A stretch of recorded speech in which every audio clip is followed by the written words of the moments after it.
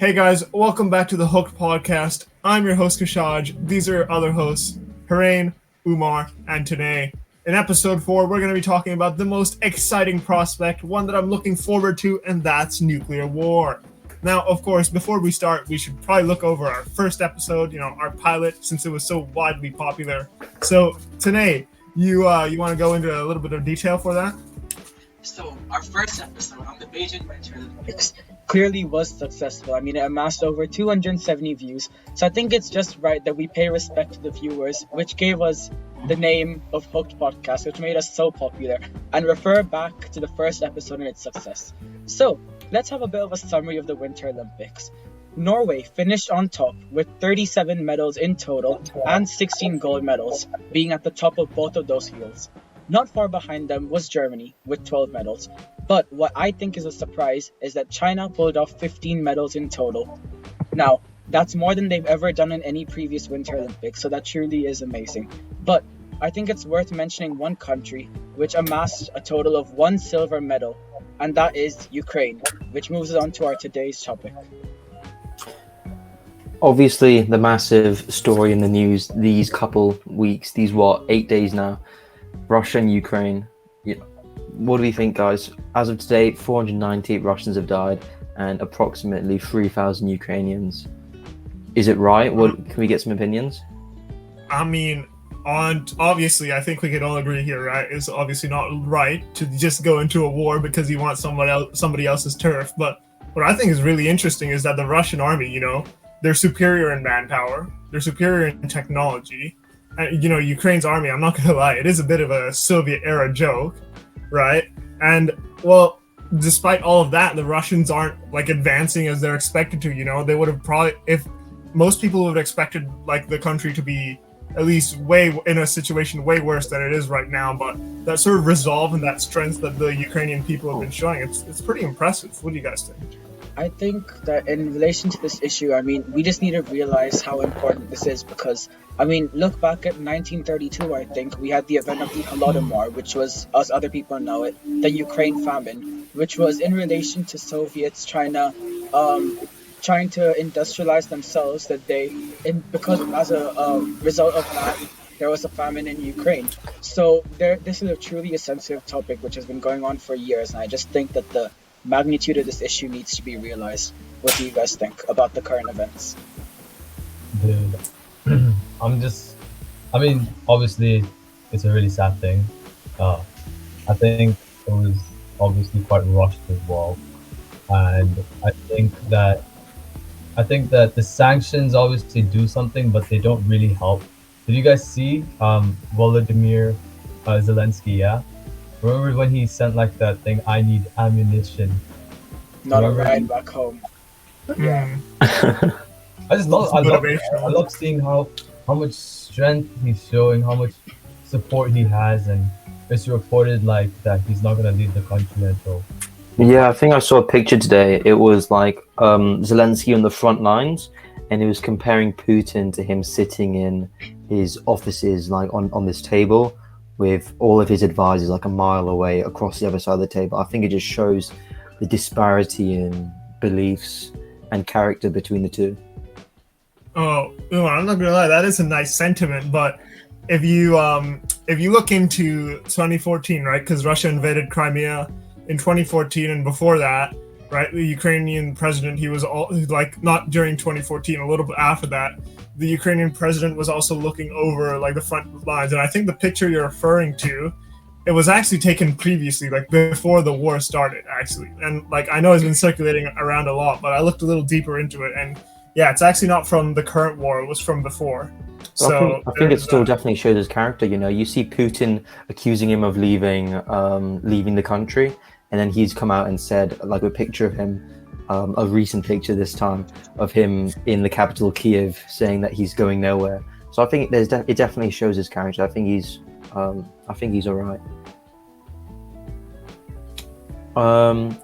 So I think at the moment troops are just about 19 miles off of Kiev. So I think unless there are any proper peace talks, which I think the delegates between Ukraine and Russia are supposed to meet today for more talks.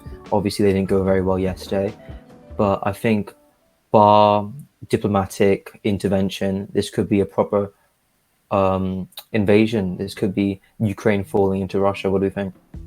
I think, Did you see go the on. thing yesterday? Did you see the delegate of Ukraine when he was talking about like the little like note of the messages on WhatsApp between like one of the son and his mom? It was about how he was like fighting for Ukraine. His mom had fled the country and they were just like communicating between each other, and it showed like in like towards the end of the message where the son wrote the last text, "Mom, what package do you want to send me?" It was like something that the mom wanted to share before, in case, or like just to bring back some memories of home, and that was the last message before he died. It's quite sad. I think those inspirational and really sad stories are what captivates the international world. You see people all over the world, most people all over the world at least, supporting Ukraine in this conflict. I think the main thing you see a lot in sport at the moment. I think, Zinchenko being able to captain Manchester City against Peterborough the other day. Who else? Kingsley Coman, Loris Benito, and what's his name? Juan Alvarez. I think they all posted stuff on their social media condemning this war. So I think the massive international outpour for Ukraine's been good. I think just prior to what you said, Umar, when Hiren was speaking about the one individual story, when we listen to these individual stories, we pay more attention to them, and we have more of a like emotional connection. But then just imagine like the numbers which Umar mentioned at the start. I think it was like 500 and 3,000. Imagine 3,000 of those stories or 500 of those stories repeated again. Like if one story can leave such a lasting impact, that just speaks about the issue which surrounds war, right? About how we sometimes see the numbers of 3,000 and we don't really take into account how big of an issue that is, about how it isn't just a number, but then those are 3,000 individual lives or 3,500 individual lives which have been lost. I think it's worth considering that as well. Yeah, it's kind of like what Stalin said. It's like, one death is a tragedy, a million is a statistic, right? And I think I want to go back to Umar's point, right? So you said like the global response has been really positive and stuff like that, but I think that a lot of the global response has been kind of superficial. I'm sure all of you guys have seen tons of accounts who put the Ukrainian flag in their bio or posted on their story, "I stand with Ukraine," or something to that effect. But I'm pretty sure Putin's not going to wet his bed once he sees that you've put a petition on change.org to get Russia out of Ukraine. And then there's also in the US, right? So I think there was a state where they mandated like no more sale of Russian alcohol, even though the shops had already bought that Russian alcohol. So that wasn't doing anyone any good. So it's like, listen, guys, I get what you want to help, but like how much of this is actually useful, right? Well, I think it all starts from little communities. If you start to build up this thing against Russia, I think it all builds up in the end. You say that these liquor stores are banning, not the liquor stores, the state's banning the selling of these Russian alcohols. I think it all builds up in the end because people start to notice and other people join in. So I think obviously, petitions on change.org and people putting on their Instagram stories isn't really doing much. But I mean, that's what the global leaders need. You see countries like Germany, they're condemning the war, but they're not actually putting any sanctions on it. So, and I think the sanctions most of the countries are putting on Russia now aren't enough, right? I mean, What do you think? that is true, but I'd just like to draw your attention. I'm just having a look at this now. I'm sorry, just 1 second. So I've read recently that I think that the conversion rate between the Russian ruble and the US dollar fell by like quite a large margin. I mean, like the exchange rates really fluctuate, and that's a negative thing for the Russian ruble. So like, I feel like it is worth taking into account how like these small changes which the communities or the governments enact, they do eventually change. At least that's what I think. I mean, like even the Hong Kong dollar conversion rate, like even that's dropped between Hong Kong dollars and the Russian ruble. So it's like just these things, they do have international significance and they affect the economy, social status, and a lot of other things for these countries. What do you guys think of like most governments in the world, right? Like no one's declared military, like actual sending their armies into Ukraine to get the Russians out, right? Everyone and their mother has basically done economic sanctions. So you guys think that was the right call, like stopping Russian influence economically, or you think it would have been better to just send in your army and just sort of straight up halt Russian influence across Europe? What do you guys think? That's where that's where you've got to be careful, right? Because like I still think that these economic sanctions they help in restricting countries while at the same time not harming them as far as like war goes. So I feel like if they do by chance wage a war, you have to remember that we haven't had a full-scale war like World War II in close to 80 years, and I feel like countries are trying to preserve that and not force an outbreak of a major war because of how much that ends up impacting. So I feel like just through these economic sanctions, that does affect the countries, but not to an extent in which a war starts. And that's why I think that those are useful, because we're talking about the problems which the invasion of Ukraine is having as far as human life goes. But just imagine the effects which an all-out war would go, especially with technology and military in this day and age. Yeah. I think already NATO have already said they're not putting any actual troops into Ukraine or Russia to help. But I think the economic sanctions they are putting in, I think it's a good idea, but it's not being done the right way. I think the main thing that they need to enforce is international wire transfer. They still haven't done anything about it, and it's the thing that will actually stop Russia, because if these banks can't transfer money across the world, they can't operate, and so the economy crashes in Russia. I think that's what they need to implement, because all of these phony sanctions that they're putting in, it's hurting Russia, but I mean, is it really? Because they'll gain more from invading Ukraine. So I think international wire transfer is what they need to implement. Yeah, that's right. Because I just think that with this, if you do impose something like that, you're going to be you're really gonna end up crippling the country, right? Like, if you stop wire transfers, then what does that do to a country's economy? Like, they're gonna be forced to be on the back foot in this case, right? Like, they're gonna have to change their decisions, but we also need to consider in this case how big of a country Russia is on the global scale, and can we afford to see a country as big as them go down with their economy completely depleting? That's, I guess, one of the big questions, because they are a big part of our world today. Yeah, that's true. I think you both bring a point up, and yeah, obviously things are more complicated now, especially how the world has obviously become more interconnected. There's been more allies being formed, and obviously Russia has many allies. And I don't know if you guys have seen, but there was a video or something on Instagram. It was about all these allies of Russia and what was the consequence because of the war and what statements have been made. And so we can see that there's obviously some differences. We've seen that some countries have obviously have made their own statements about it, said their own personal opinions about it, and some have not said anything, just like you said, Tanay. Some of them just don't want to be involved. And that brings up the point that I think that it's not even just that, guys. I think the problem is also governments are all concentrating on their own countries and own cities, because COVID's still a thing. COVID's in Hong Kong. What did we see yesterday? 55,000 or something? 55,000 COVID cases? And we've seen a massive increase in just the COVID situation itself, and the million other things that God knows whatever happens, and all these problems that countries have to face. So I think it's just priorities as well.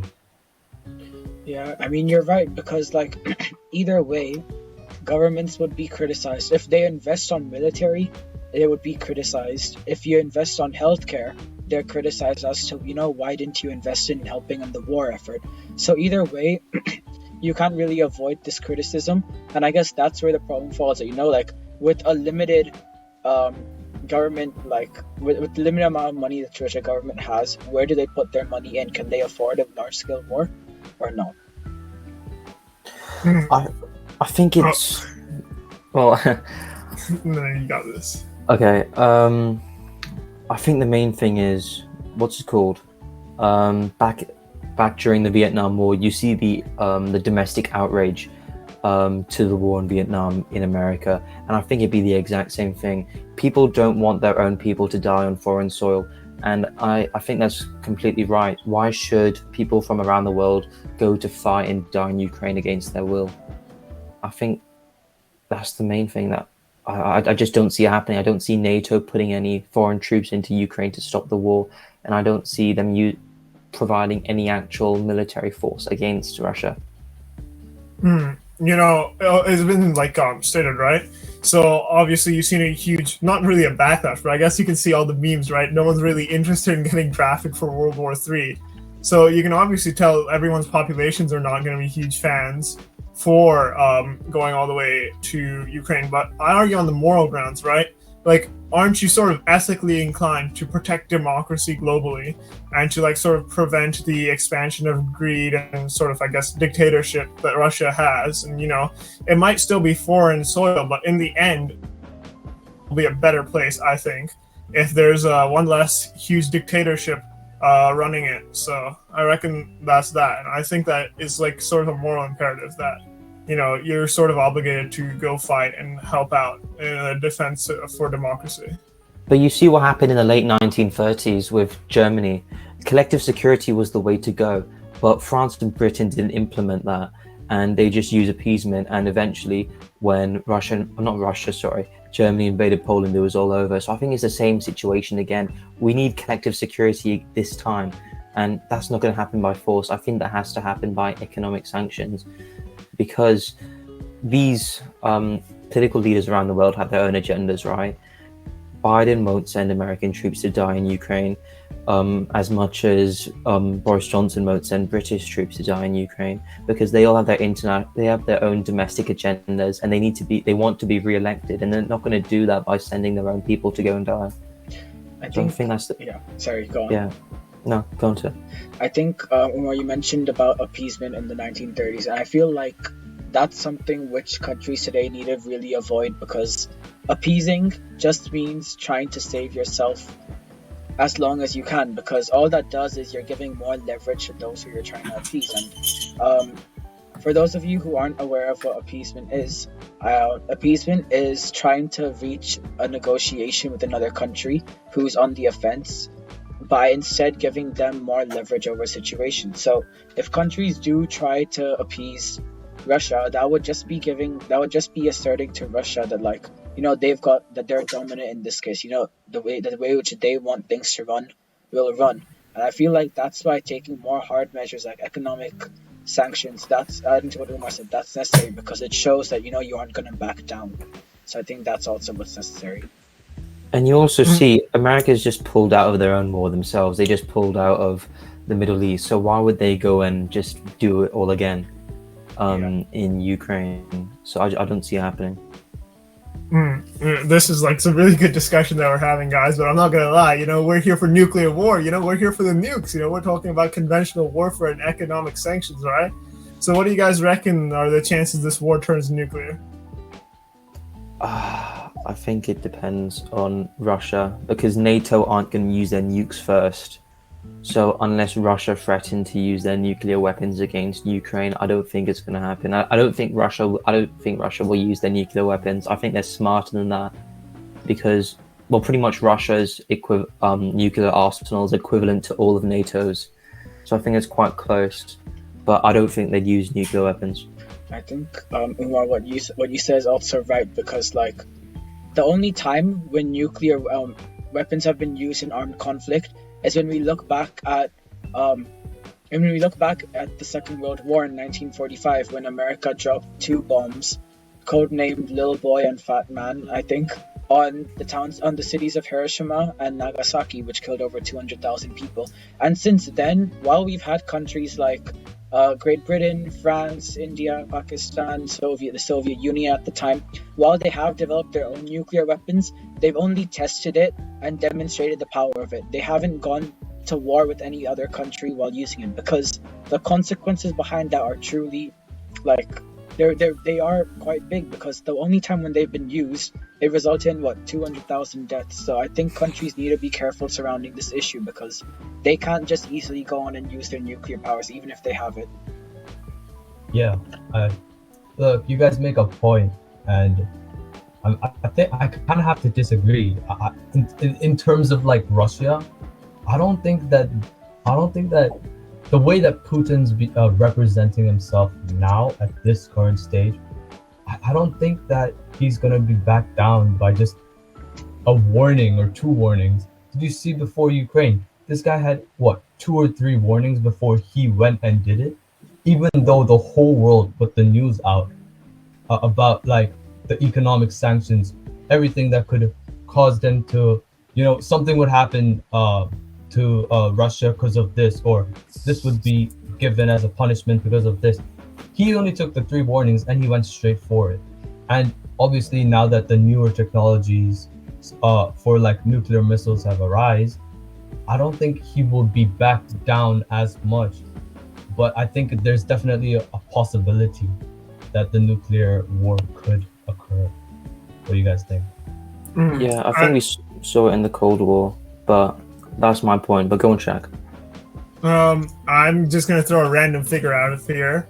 I reckon there's probably this is absolutely no basis, by the way, this is my own personal opinion, but I reckon there's a solid 20 to 30% chance that Russia like nukes Ukraine. Now, what I'm thinking, right, is first of all, give it 2 weeks ago, we would have thought it was crazy for Putin to invade Ukraine already, right? It's like, there's no way that's happening. He's just bluffing, right? Another thing is that Russia's raised their nuclear deterrence, or like, I forgot what they call it, but it's sort of like DEFCON for America.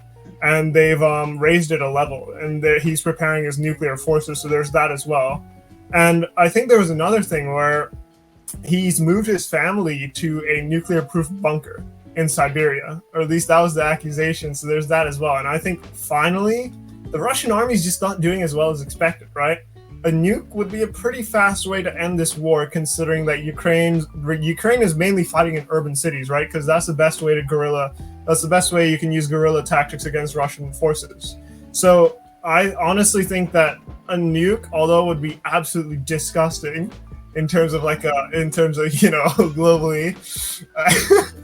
nuking people is absolutely a violation. But I reckon it sort of makes sense, because you guys were saying, right, the Russian nuclear arsenal is the biggest in the world, right? And by a long shot. Obviously, yeah, by a long shot. And nobody wants to cause nuclear winter, end humanity. So I reckon Putin right now is probably thinking, hey, if I nuke these guys, so far all they've done is military sanctions. Why would they nuke me back? I mean, Ukraine's not even part of NATO, and all they'd be doing is risking global nuclear fallout. So I think that a nuke would probably not trigger a Western response in terms of a nuclear response. I think this is speculative, but I think the day Russia uses a nuke on Ukraine is the day Britain declares war against Russia. I don't think America will yet, but Britain have been very hostile towards Russia in the talks in Parliament, MPQs. I think the day that happens is the day Britain declares war. And you saw it in Poland again. No one expected Britain to go to war for Poland, but they did. So I think that's going to happen once Russia uses their nuke. If hopefully they don't, but if Russia uses a nuke, I think Britain will declare war, and maybe America later.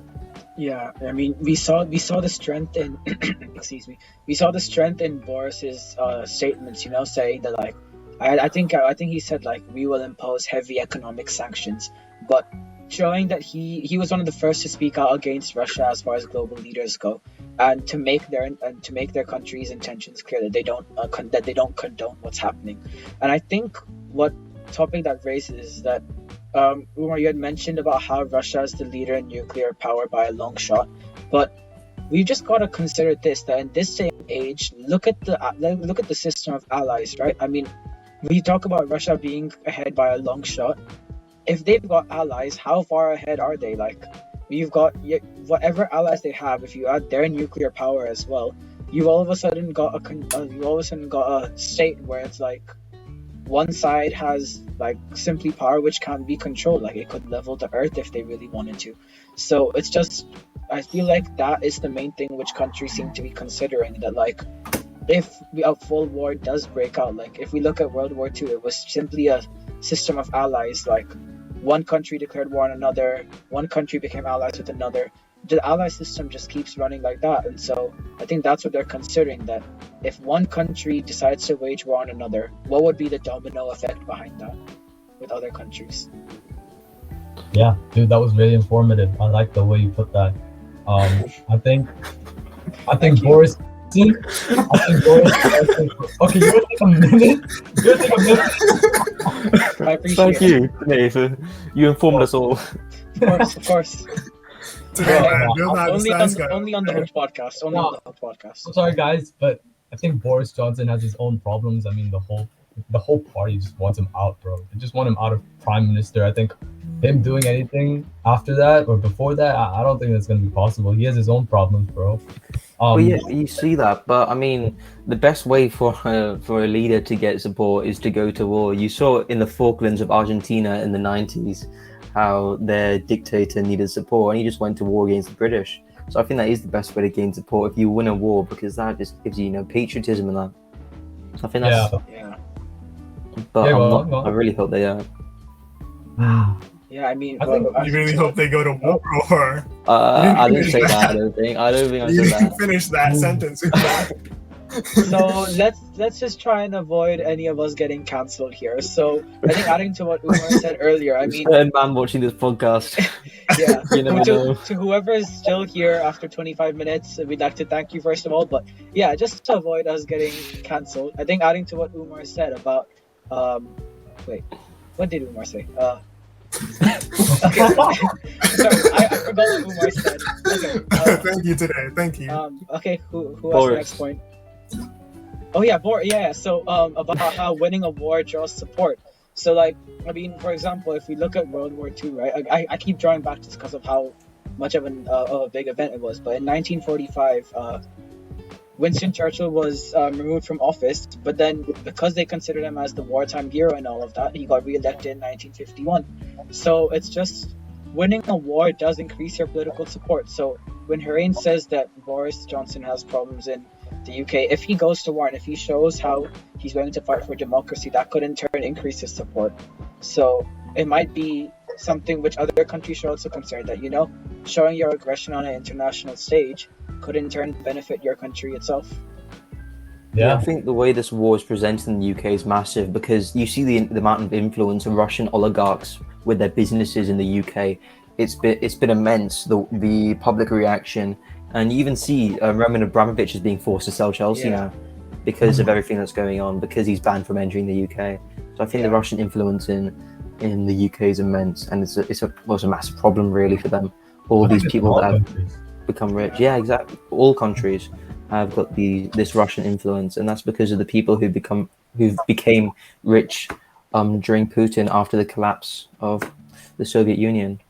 Yeah, and I feel like the level to which people are taking actions against Russia, I mean, forget about the international stage. I was looking at news about FIFA the other I think today, and they said that they're going to be banning all Russian clubs from their game. I mean, like, if a video game is willing to take such a step, then I mean, that just shows how the international community is lining up, right, to go against this. So yeah.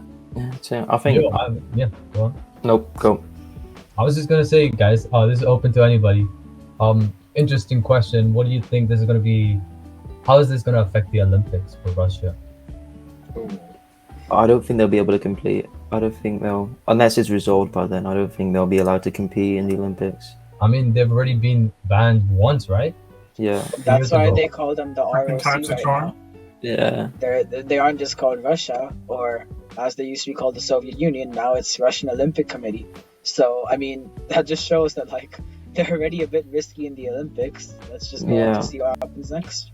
But they could be. I think they could be allowed to represent under ROC, because you see people like Nikita Mazepin in F1. He's allowed to race under no flag, even though he's Russian. So I think they could still let the ROC compete. But is it ethically correct?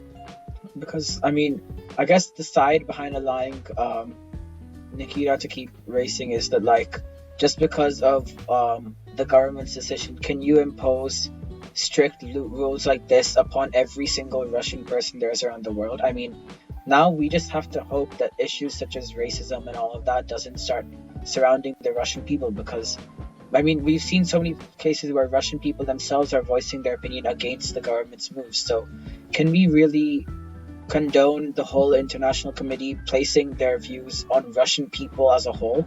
Because the actions of a country's government doesn't reflect on the actions of their people. So we just need to be careful about that and to not let the world spiral into hate against Russian people as a whole. Yeah, agreed. Yeah, for sure. I agree with Tanay a lot there. It's like, this isn't really Russia versus Ukraine. This is more Putin versus Ukraine, because you've seen it across Russia, right? There's been lots of like protests against the war in Ukraine, and the Russians. That's despite the state-run media in Russia painting it as, oh, Ukraine is like a Nazi country, and they're trying to denazify Ukraine, and what is it? I think they're painting a narrative where like if they didn't go in, there'd be a genocide, and that's what the Russian state-run media is reporting. And obviously, you all know that's just cap. Like, that's just straight cap. It's like, they have a Jewish leader in charge for once, so that's a good start.